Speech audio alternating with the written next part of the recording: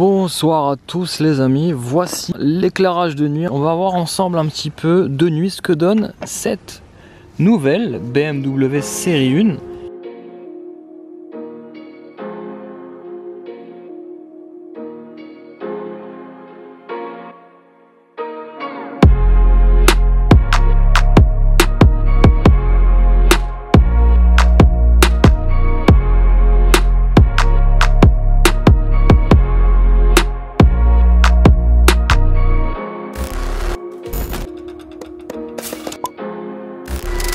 Alors, pas d'animation particulière sur les feux, comme on pourrait le voir par exemple sur, sur sa concurrente directe, l'Audi A3. Alors je vous rassure, la Mercedes Classe A n'a pas aussi d'animation de nuit. On va voir un petit peu à l'avant. Alors je vois un petit peu là les poignées s'éclairer. On va voir un petit peu qu'est-ce que ça nous réserve. Est-ce que c'est le logo BMW? On verra. Allez, écoutez. On refait la même chose à l'avant. Alors là, j'ai un peu d'éclairage. Hop. Voilà. Et alors, qu'est-ce que ça donne la nuit? Bon, on a les feux full LED qui sont pas mal. Mais voilà, il n'y a pas d'animation de nuit, malheureusement. Allez, j'arrête de vous faire patienter. On passe tout de suite à l'intérieur pour voir l'éclairage d'ambiance.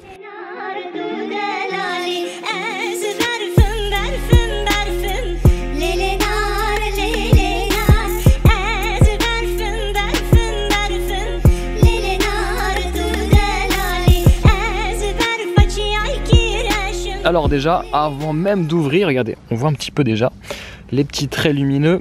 On a justement ce rétro-éclairage BMW qui est normalement... Il est là sur ma main. Regardez. Hop, BMW. Allez, on rentre à l'intérieur. Et qu'est-ce qu'on voit? Et bien on voit que c'est joliment dessiné, joliment éclairé. Alors pas autant qu'une Mercedes Classe A, pas autant qu'une Audi A3, beaucoup plus sobre chez BMW. Vous le voyez avec cette petite LED, est-ce qu'on va le voir? Voilà, petite LED ici, avec un motif rétro éclairé. C'est plutôt sympa. On va voir un petit peu comment ça s'oriente. Alors même les poignées sont rétro éclairées, ça c'est cool. On a aussi... les vides-poches, qui sont rétro-éclairés. Voilà. Et puis c'est tout. C'est un peu light quand même de nuit. Je m'attendais un petit peu à mieux.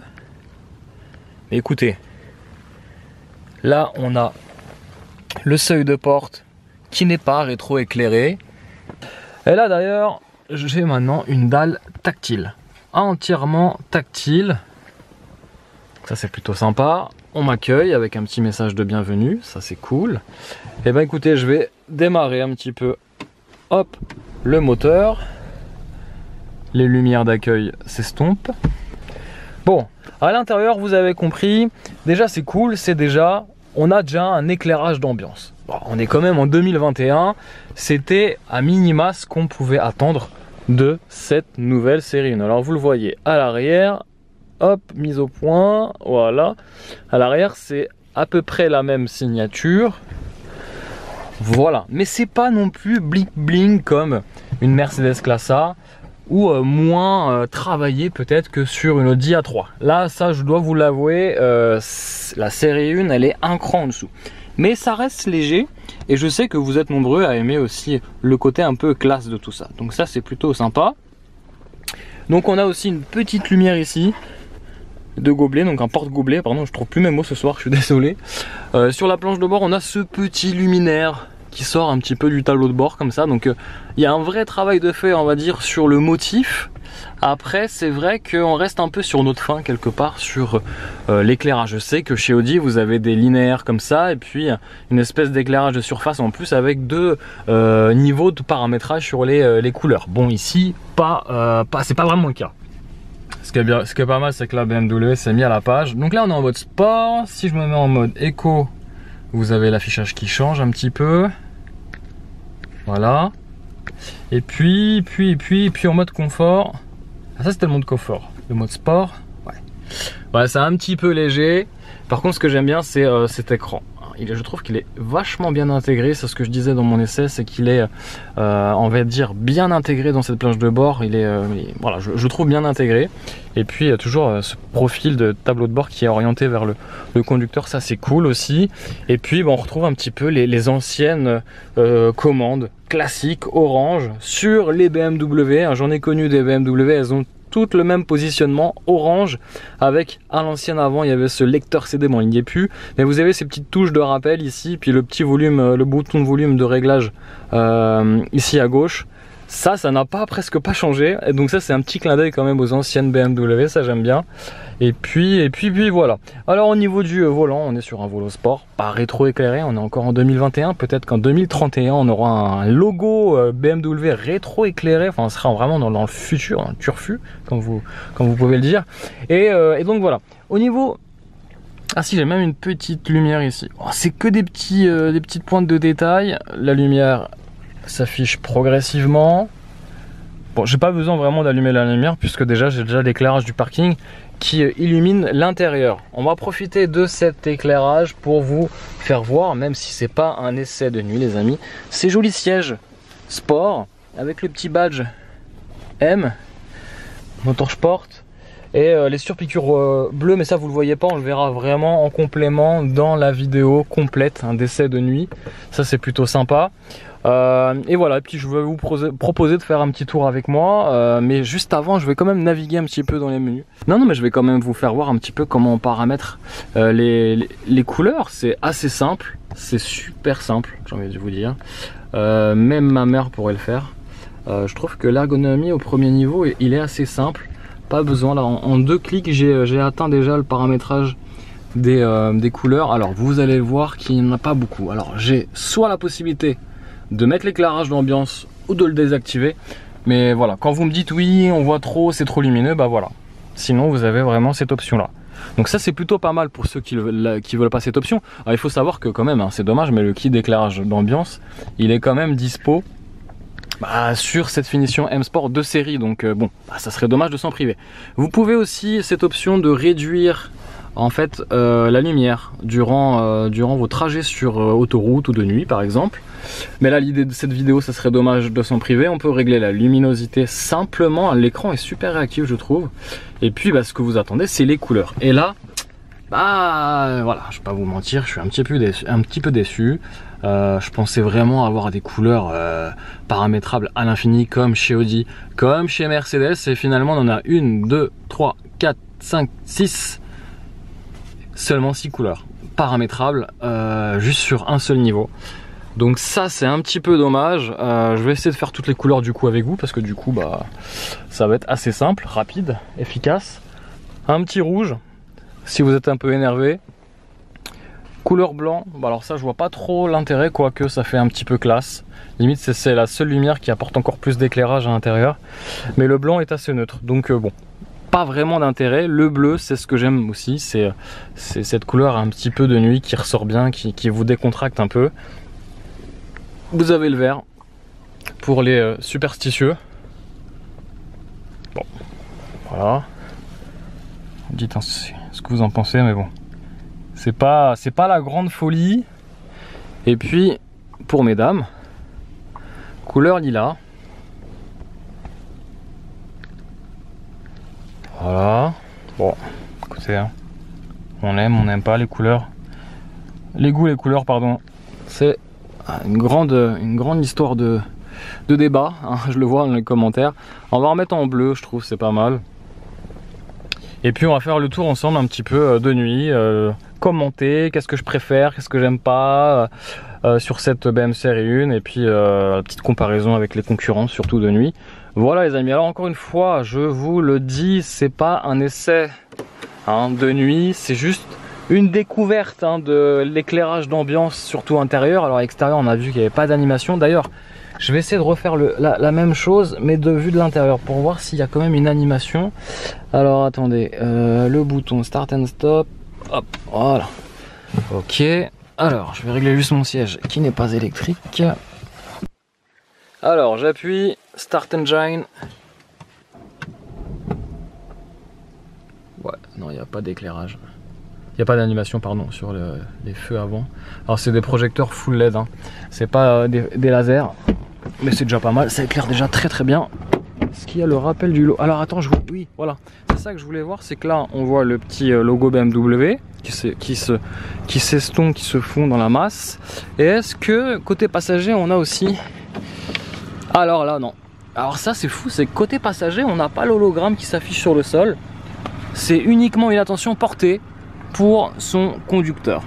Un autre petit point qui mérite d'être souligné à bord de cette BMW série 1, c'est en fait la personnalisation en fait de cet écran. Et en fait malheureusement je peux pas vraiment tout personnaliser. Regardez, j'ai soit de réduire les informations complémentaires, voilà. Et puis en fonction du mode de conduite, si je me mets en mode sport, j'ai ces informations là. Si je me mets en mode confort, j'ai un autre affichage. Si je me mets en mode éco, là voilà, j'ai encore un autre affichage. Alors si je me mets en mode sport et j'appuie sur ce petit bouton ici, baisser, je peux juste changer quelques données ici. Voilà, la radio, les sources, les consommations. Si je me mets en mode sport, qu'est-ce que j'ai comme données? J'ai les mêmes données en fait. Et si je me mets en mode éco, et ben j'ai les mêmes données. C'est un petit peu dommage. Alors un autre truc qui est pas mal quand même. Alors du coup si vous voulez vraiment savoir les consommations, alors là du coup la voiture elle tourne depuis un bon bout de temps, donc forcément les consommations elles sont un peu faussées. Quoique. Alors je peux vous dire que sur autoroute j'étais à 7 litres au 100 et qu'en moyenne on peut être autour des 8 litres au 100 si tu n'as pas le pied lourd sur l'accélérateur bien sûr. Donc là je me suis fait un petit plaisir, vous le voyez, avec un petit pic et je suis monté quasiment à 18 litres au 100. Et je vous le rappelle, hein, sous le capot moteur on a quand même un petit 3 cylindres de 140 chevaux qui atteint les 100 km/h à peu près en 8,5 petites secondes. Voilà, donc c'est pas la grande folie. Et puis qu'est-ce que vous avez? Alors après j'ai d'autres données. Il y a un peu de tout. Il y a l'analyse, anticipation 0 sur 5. Je suis un très mauvais élève, pardon. Il est tard, mais c'est normal puisque je suis à l'arrêt et du coup le moteur tourne. C'est pas du tout bien, je le sais. Là on a une jauge d'affichage. Alors je crois que si je me mets en mode sport, attendez, parce que voilà, ah bah non elle change pas. Ok, je pensais qu'elle changeait. Voilà, et puis voilà. Donc la navigation, je trouve que ça se fait plutôt pas mal. Après moi j'ai la petite molette qui est là, donc ça c'est chez BMW, c'est plutôt sympa aussi. Voilà, et donc là normalement ouais ça se fait, ouais, ça se déroule pas mal. On a quoi? On a Apple CarPlay, ça c'est plutôt sympa. On a la navigation, l'écran réagit super bien. Non, je trouve que c'est en termes d'ergonomie honnêtement. Certains préféreront Audi, certains préféreront Mercedes, mais je trouve que là, voilà. Après, c'est vrai que chez Mercedes, on va beaucoup plus loin dans le paramétrage de plein de choses. On a l'écran qui se paramètre un peu mieux, même la personnalisation, elle se paramètre de différentes manières. On a 3 zones de paramétrage sur le compteur. C'est vrai que là, chez BMW, au niveau de l'intérieur, on reste quand même un peu sobre. Hein, si je pèse mes mots, sobre dans l'éclairage et sobre dans le niveau de navigation et de pas de technologie parce qu'elle est quand même très technologique cette voiture. Mais voilà. Donc après, c'est une question aussi de philosophie. Hein. Si on aime BMW, on restera attaché à cette marque. Alors moi ce que j'aime bien c'est ça, moi j'adore m'amuser avec ça, même les jeux de lumière la nuit, c'est un jeu d'enfant en fait finalement. Alors ils l'ont pas planqué non, sous la porte, ils l'ont juste planqué ici. Regardez, dans ma main je détiens le pouvoir de BMW les amis. Ça y est, ils vont se dire il a encore perdu la tête. Alors, ce que je trouve ça dommage c'est qu'en fait il existe que en fait sur le côté conducteur. Alors c'est peut-être une option ou quoi que ce soit, mais c'est un petit peu dommage. Pourquoi pas l'avoir mis aussi sur le côté passager. Donc là vous voyez un petit peu l'intérieur de nuit, c'est plutôt sympa, voilà. Ok, moi j'aime bien c'est cette couleur bleue. Alors vous pouvez paramétrer jusqu'à à peu près 6 ou 7 couleurs. Alors c'est un peu moins certes qu'une Mercedes Classe A, c'est un peu moins aussi qu'une Audi A3, mais honnêtement ça fait clairement le job. Moi j'aime bien, c'est un éclairage assez discret avec une petite lumière d'accueil pour les passagers arrière si la mise au point, voilà, la mise au point se fait correctement. Petit filet de rangement. siège creusé pour les passagers. Encore une fois les amis, je vous dis, hein, c'est pas du tout un essai, c'est juste une découverte. Bon là on le voit pas, mais les sièges sont un peu bleus avec une nuance un peu dégradée, donc c'est plutôt sympa.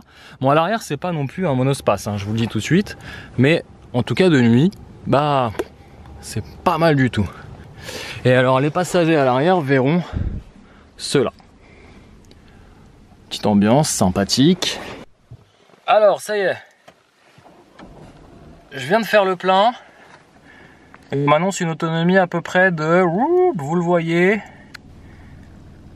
presque 600 km. Ce qui est plutôt raisonnable. Alors je sais que sur cette voiture on a une extension de réservoir. Ça voudrait dire que normalement, alors je sais plus de mémoire on a combien, mais on doit avoir plus de 50 litres à mon avis sur cette voiture. Ça c'est une histoire de normes je pense, et quand tu fais une extension de réservoir, bah, ça pèse un peu plus lourd, donc du coup tu payes un peu plus en malus. Donc là je crois que, si je dis pas de bêtises, ouais, elle a l'extension du réservoir.